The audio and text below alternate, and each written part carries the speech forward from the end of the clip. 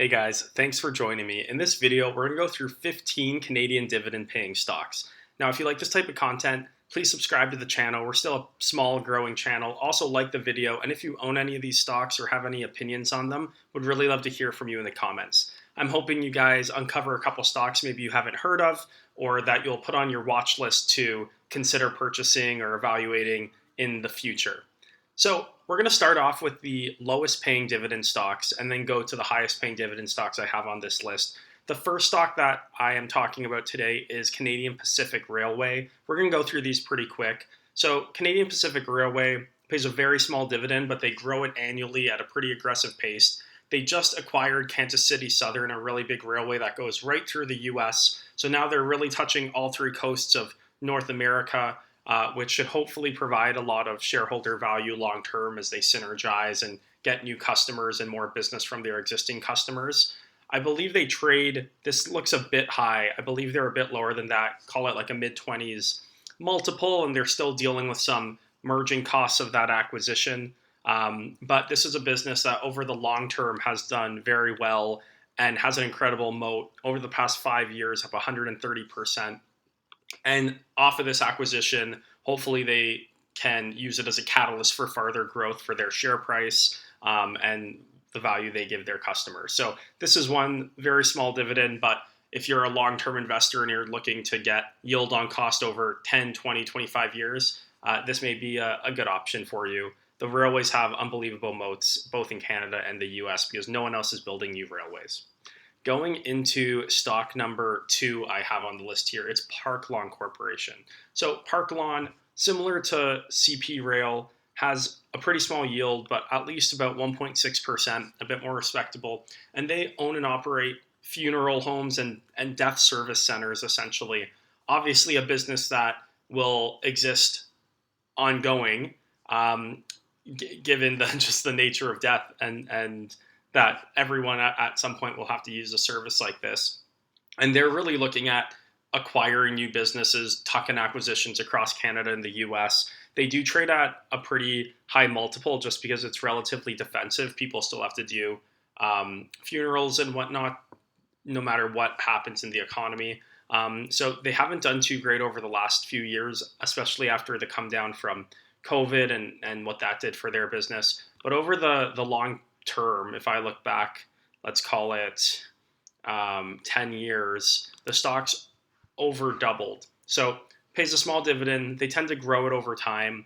Relatively small market cap, under $1 billion, but in a pretty defensive industry. I also believe they pay a monthly dividend if that matters to anyone. So that's another dividend paying Canadian stock for you guys to keep on your radar. Going to stock number 3, it is OpenText. So OpenText is a Canadian tech company, cloud-based tech company that I believe they don't acquire at the same pace, but they really tucked in a lot of cloud service companies, bought a lot of them out, synergized them, put it together. Common theme of acquisition so far on the list. Pays about a 2.75% dividend. Seems to trade in the high 20s, so an expensive stock, but is a software company. And we don't have that many companies at this scale, 13 billion, in technology in Canada. So other than Shopify, not really many big tech companies that are paying dividends. So this may be one that you may want to add to your dividend growth portfolio. Going into stock number 4, we're starting to get the yields a bit higher. Maple Leaf Foods, closer to about 3%. Maple Leaf Foods, for those of you who aren't familiar with the company, sells lots of food products, frozen foods to the Canadian market, whether that's burgers, chicken, different types of meats or other things. You can find them in big retail stores like Loblaw, etc., as well as more boutique stores as well. So, and they also sell commercially, I believe, as well. So they're just essentially a food provider of beef and other things, beef, chicken, proteins, and other things across the Canadian market. Long term, let's look at the stock here, hasn't performed well past 5 years. I think in some of their like frozen food categories, there's been some decline just as people look to maybe eat healthier. I think they also had, if you go back 10 or 15 years, issues with the spread of a virus in one of their meats that hurt their business. So lots of stuff going on this business. Overall, hasn't performed great, but you do get about a 3% dividend, and who knows what the next phase of growth or movement on this stock looks like. So one to keep in mind if you want exposure to this type of business. In Canada, there's not many options in the kind of frozen food and foods sector of the economy. Going into stock number 5, Canadian apartment REITs. I actually just did a broader video on Cap REIT. For anyone that's more interested, did a deeper dive into the company. But this is the largest residential landlord in Canada, I believe, paying out about a 3% dividend yield. They increase it with inflation every year.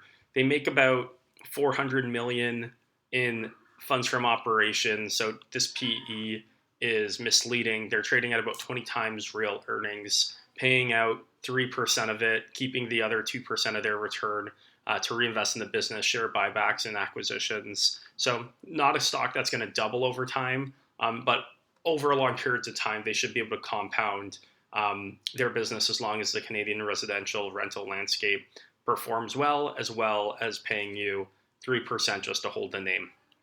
Over the past 5 years, they've delivered decent returns, about 7% annually on the stock price, plus a 2 to 3% dividend over that time. So you're getting about a compounded 10% return. And very long term, they've performed well with the Canadian housing market and just rental rates going up and whatnot. So that's another name to look at if you didn't have on your radar. Going into stock number 6. Now, this is maybe a company that less people are familiar with, but GoEasy. You may notice their retail stores or footprint. They're essentially a financial service company that gives loans and financial services to lots of people who may not qualify for those loans at bigger banks. So they tend to charge a higher rate than a big bank, but maybe a bit more leniency and on how strict they are with who they take on and the type of loans that they will provide. So paying about a 3% dividend yield and trading at a 15 PE. So what you might say is like the big banks trade at 10, 11 times. Why would I pay a premium for a company like this? And the reality is this company has grown way faster than all the Canadian banks as more and more consumers kind of fall into that cohort of not being able to be served by a Canadian bank. They are going to GoEasy, and just the overall size of this business being 2 billion market cap versus a TD or RBC at 150 billion plus, as they take a bigger and bigger piece of the Canadian economy and with these consumers and the big banks aren't willing to serve them, they have a lot of runway just in terms of absolute market size that they're penetrating right now. So high growth forecasted. That's why they do trade at a higher multiple than the traditional banks, but overall still a lower multiple than the broader market. So this could be an opportunity. I think there is risk in a more recessionary time since they have exposure to maybe some higher risk loans than the big banks. But ultimately, the company's proven itself to grow almost 50% a year over the last 5 years, really well longer term as well. And they are paying that 3% dividend yield. So a potential option for those looking for an alternative in the finance space or financial services space. Going into stock number 7, I think we're at, is Savaria. So this is actually one that I personally own. Savaria pays out a 3% plus dividend as well, about $1 billion company, and they operate in the mobility space. So they have lots of stair lifts that they put in residential and commercial properties, elevators for residential and commercial properties. They also have accessories like hospital beds, canes, whatnot. They're really just focused on having people have the option to stay at home longer as they get older and be able to move around more easily. I believe they also do car ramps, which is about 7 or 8% of their business or something. So they're just all over that mobility space for older consumers. And as baby boomers continue to age, this company is really well positioned in Canada to ride that wave of growth. This PE is not accurate on a adjusted basis, at least. I think they trade at maybe 10 or 9 times EBITDA, so probably 20 to 25 times earnings. And so it's not that cheap of a stock, but they have been growing pretty nicely, and they tend to do an annual dividend increase as well. And this one also does pay a monthly dividend for those who that matters for.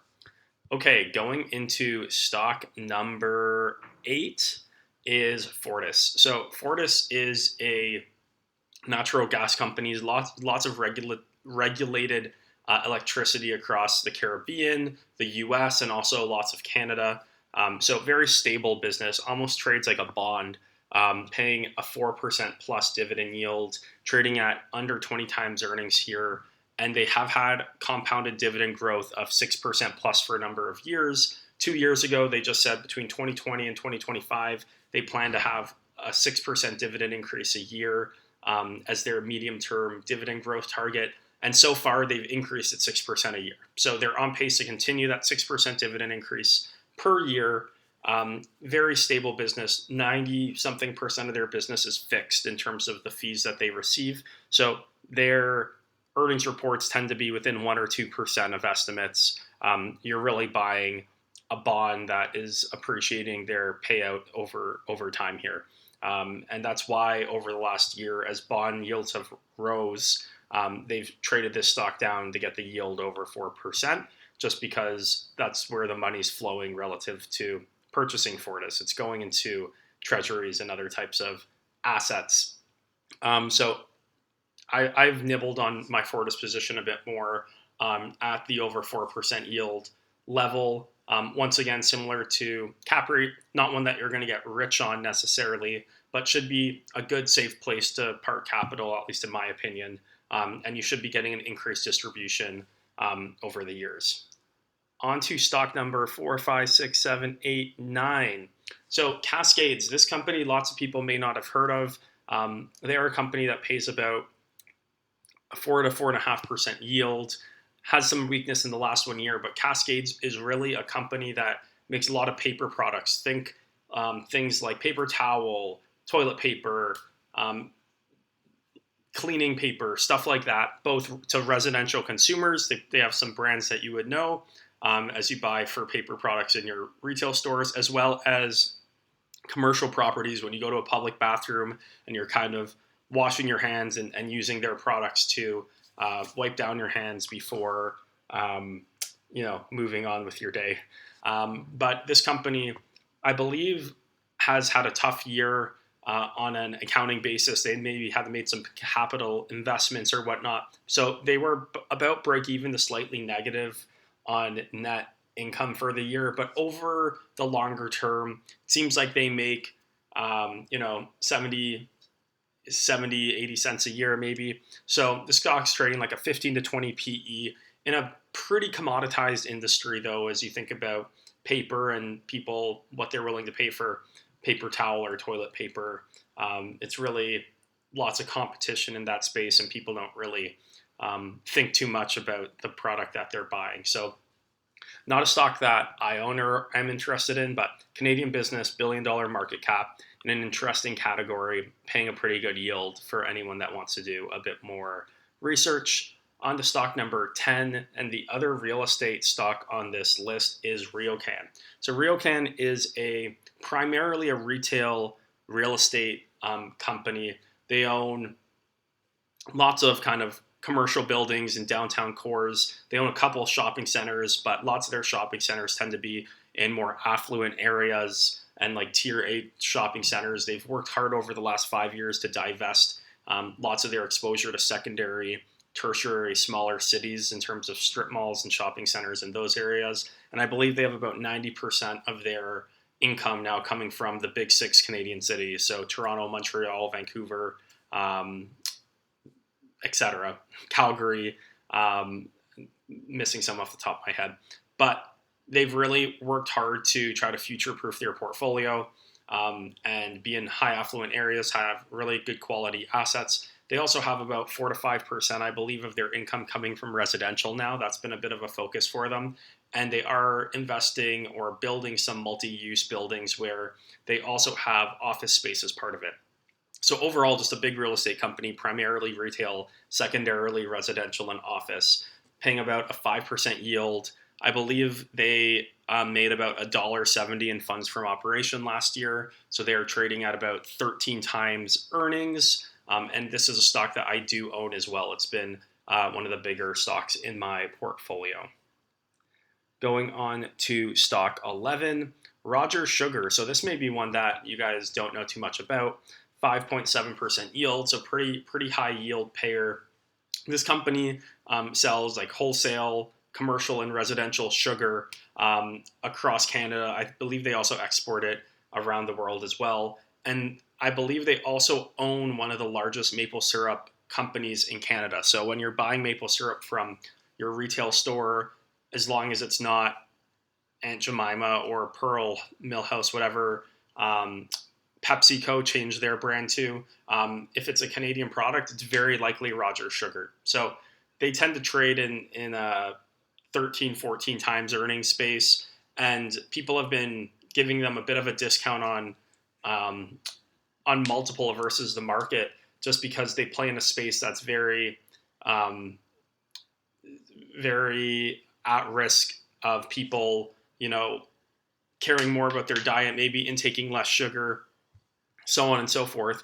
But if you look over the past 5 years, their stock's actually been flat. And they've been paying out a 5 to 6% dividend every year. So I wouldn't say they've been performing tremendously, but definitely the sky hasn't fallen like lots of people have thought. And this stock's still trading at a reasonable valuation as long as you believe in, the products that they sell. Going on to stock 12 or 11. No, 12. Sorry, I'm forgetting how to count. Pembina Pipeline. So Pembina, really stable company. Lots of their pipelines go, I believe, both across Canada, but also into the US, paying about a 5.6% dividend. I believe their real PE is like 13-ish. So they can cover their dividend, and then they have an extra bit of money to play with. I believe they are also very highly regulated in terms of their contracts and how much they get every month. So, or on it per gallon of oil or whatever they're measured on. But pretty safe company. Obviously, the risk in a company like this is if they have an oil spill or something like that happens. But generally, we're still in the space where, or still at the time that gas and oil and lots of the things that Pembina is transferring around North America are crucial to how we operate our economy and our world today. In the future, if it's more, if the world changes and is less reliant on oil, that could be a existential risk to a company like that. But in the medium to honestly long term, I don't see any line of sight to that really happening, at least in North America. So this is a relatively safe stock, getting about 5.5% yield, and they tend to increase it modestly as well year over year. Okay, going into stock number 13, BCE. So Bell is paying a 6.4% dividend yield, biggest telecom company in Canada. You obviously know Bell Media. They own lots of channels, lots of cable. They also are a cell phone provider, a Wi-Fi, and a service provider as well for cell phones. So big company there, $55 billion, one of the biggest Canadian companies, continues to increase their dividend. Not sure how safe it is necessarily. I haven't looked into the stock that much, but paying over a 6% dividend there is pretty juicy for a big and what you'd think is a reliable company like Bell. Going into stock 14, Diversified Royalty Corp. So this is a royalty fund. They own the brand rights to Mr. Lube is their biggest contributor to their earnings. They also own the brand rights to Sutton Group, the real estate group. So all the real estate agents that are signed up on that platform, I think they pay them like $70 a month. That money goes straight into the royalty fund to get paid out to shareholders. They own a couple restaurant brands, as well as Oxford Learning Centers, as well as a commercial cleaning company in the US. So they're kind of in all these diversified businesses, hence their name, that they don't own the business, they just own the brand, and they're getting paid kickbacks on every dollar of revenue. And then that money's coming back to you in the form of currently a 7.25% dividend that gets paid monthly as well. So I own this stock. It's performed really well over the last year, up 10%, and the dividend I've gotten has been close to 8% over that time as well, despite the drop in the market. So this is one that I like for cash flow. I like for inflationary exposure, not needing to deal with the costs under the top line revenue of the business. And I'm going to continue to hold in my portfolio. Going into stock 15 of 15, it is MCAN Mortgage Corp. So this company pays an 8.6% dividend, so really juicy dividend. Provides, I believe, residential, commercial, as well as construction loans across the Canadian market. Big dividend. Personally, not a huge fan of this stock, mostly just because on a P to E ratio, they trade at the same as the big banks. I just believe the big banks are in a much more diversified business, much better space in terms of the loans and the value of, or the safety of the loans that the big banks provide. And some people may get sucked into this one solely based off of the yield and the fact they're paying it all out.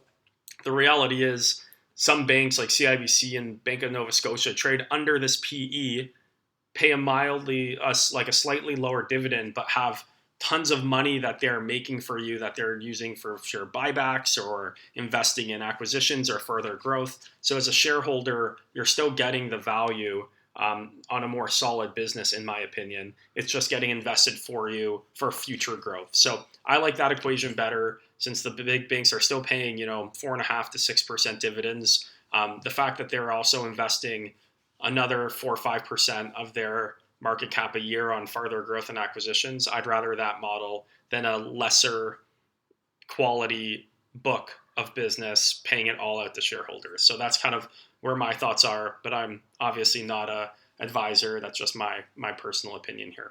So these are 15 stocks in the Canadian market that are paying dividends right now. I hope you guys found one or two that you weren't familiar with, or that you're interested in learning more on, putting on your watch list. But that's all I got for you in this video. If you guys like any of these stocks, like this type of content, want me to research any other stocks, let me know in the comments. Also, I'd love if you guys subscribe to the channel, and I'll see you guys in the next one.